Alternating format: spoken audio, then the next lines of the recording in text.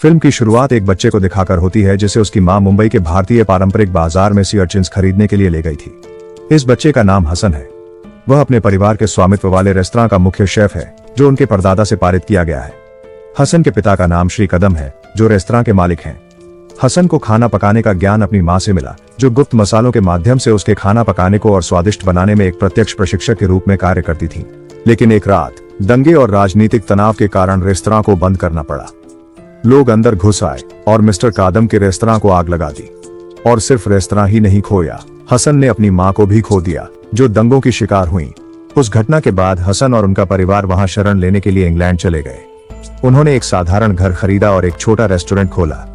लेकिन दुर्भाग्यवश उनके रेस्टोरेंट में आगंतुक नहीं आ रहे हैं क्योंकि वह कम रणनीतिक स्थान पर है और हवाई मार्ग के करीब है। क्योंकि उनकी स्थिति अधिक कठिन होती जा रही थी, उन्होंने अंततः फ्रांस जाने का निर्णय लिया। रास्ते में अचानक उनकी कार के ब्रेक ठीक से काम नहीं कर रहे थे जिससे सभी यात्रियों में घबराहट छा गई। लेकिन सौभाग्य से ढलान के पास एक रेस्क्यू लेन थी, इसलिए वे दुर्घटना से बच गए। फिर वे एक बगीचे के किनारे थोड़ी देर के लिए रुके। कुछ समय बाद एक महिला जिसका नाम मार्गरेट था और जो सहानुभूति रखती थी उनसे मिलने आई। मार्गरेट मिसेस मैलोरी के स्वामित्व वाले सोल लेबर नामक एक लग्जरी रेस्तरां में सहायक शेफ हैं। मार्गरेट ने श्री कदम के परिवार को अपने घर ले जाकर उन्हें बहुत स्वादिष्ट फ्रेंच भोजन से मनोरंजन किया। फिर मार्गरेट ने उन्हें अस्थायी रूप से रहने के लिए सैन एंटोनियो के एक होटल में ठहरने की सलाह दी। सुबह में मिस्टर कदम और हसन ने गांव देखने के लिए टहलने का निर्णय लिया और एक खाली रेस्तरां पर पहुंचे जो बिक रहा था।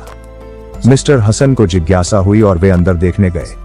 इससे मिसेज मैलोरी का ध्यान आकर्षित हुआ जो रेस्तरां के विपरीत दिशा में रहती थीं। मैलोरी सोल लेबर रेस्तरां की मालिक थीं, जो खाली रेस्तरां के ठीक सामने था। श्री कदम पूछते हैं कि क्या वह रेस्तरां खरीदना चाहते हैं, लेकिन श्रीमती मैलोरी के चेहरे के भाव ने श्री हसन और कदम के प्रति उनकी नापसंदगी जाहिर की। यह देखकर हसन ने अपने पिता से जगह छोड़ने को कहा, लेकिन उनके पिता ने मना कर दिया और श्रीमती मैलोरी को प्रस्ताव देने पर जोर दिया। अगले दिन श्री कदम को खाली रेस्तरां के मालिक का फोन आया। मालिक ने श्री कदम को रेस्तरां खरीदने की अनुमति दी और अंततः रेस्तरां श्री कदम द्वारा खरीदा गया।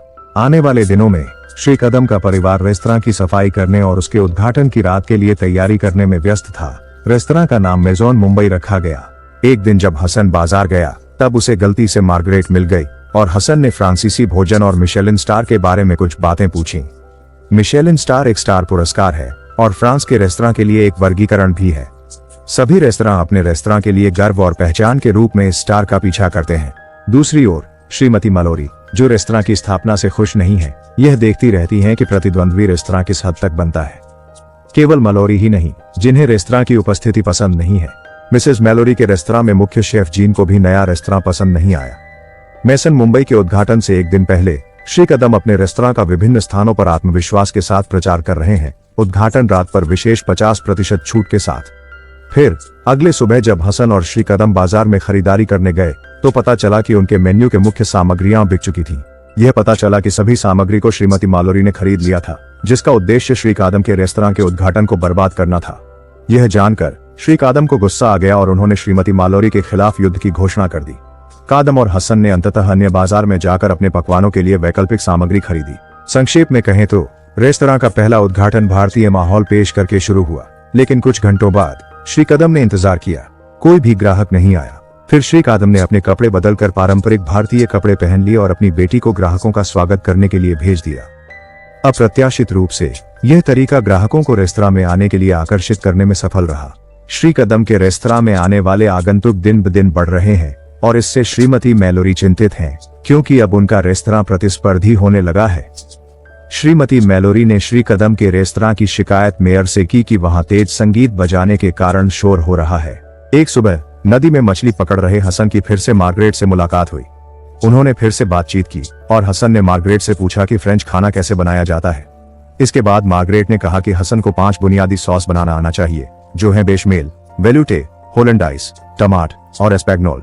इसके बाद हसन ने तुरंत बनाया और मार्गरेट से चखने के लिए कहा।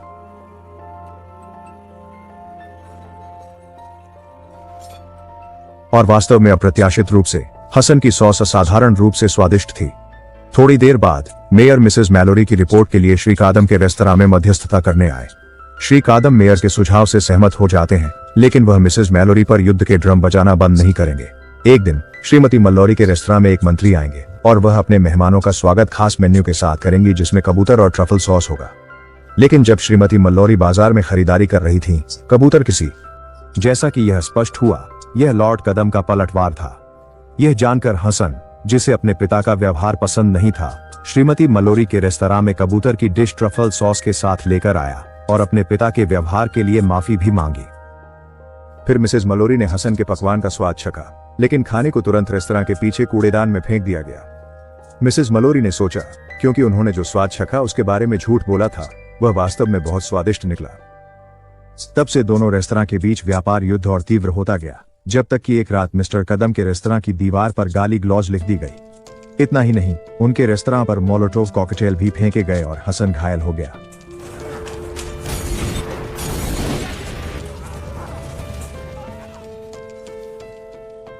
इस घटना से मल्लोरी को सहानुभूति होती है और अपने एक आदमी, जिसे जीन कहते हैं, पर शक होता है।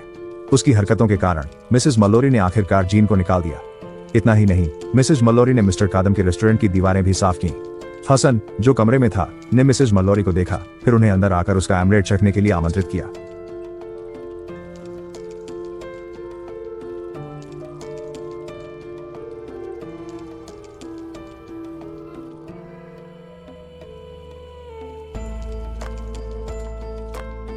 श्रीमती मल्लोरी भावुक थी, क्योंकि यह पहली बार था जब उन्होंने ऐसा स्वादिष्ट ऑमलेट खाया था।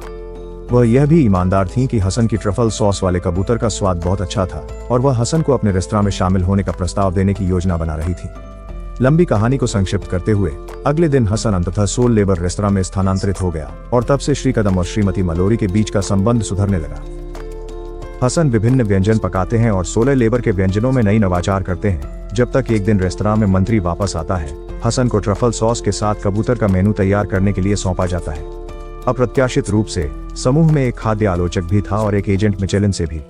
कुछ दिनों बाद श्रीमती मैलोरी को मिचेलिन की ओर से एक कॉल आया, जिसमें उन्हें सूचित किया गया कि रेस्तरां को दूसरी बार मिचेलिन स्टार से सम्मानित किया गया है। सभी की खुशी के लिए रेस्तरां ने 30 साल का इंतजार किया था अपनी दूसरी स्टार के लिए। हसन की उपलब्धि, जिसने कम समय में एक मिशेलिन स्टार हासिल किया, ने उसे कई रेस्तरां से प्रस्ताव दिलाए जो समान स्टार पाना चाहते थे। फिर हसन पेरिस में एक और अधिक शानदार रेस्तरां में चले गए। उन्होंने पाक कला में नवाचार जारी रखा, जिससे वे अक्सर पत्रिकाओं और टेलीविजन में दिखने लगे। दूसरी ओर श्री कदम और श्रीमती मालोरी का रिश्ता बेहतर हो रहा है और वे एक साथ बहुत समय बिताते हैं। विशेष रूप से जब उसने अपने दोस्त द्वारा लाए गए भारतीय व्यंजन चखे, तो हसन को घर की ओर अधिक याद आई। आखिरकार हसन ने सैन एंटोनियो लौटने का फैसला किया ताकि वह 16 लेबर में मार्गरेट के साथ काम कर सके। श्रीमती मल्लोरी ने 16 लेबर का पूरा प्रबंधन हसन और मार्गरेट को सौंप दिया और फिल्म इस वादे के साथ खत्म होती है कि हसन रेस्तरां में अपनी तीसरी मिशेलिन स्टार हासिल करेगा।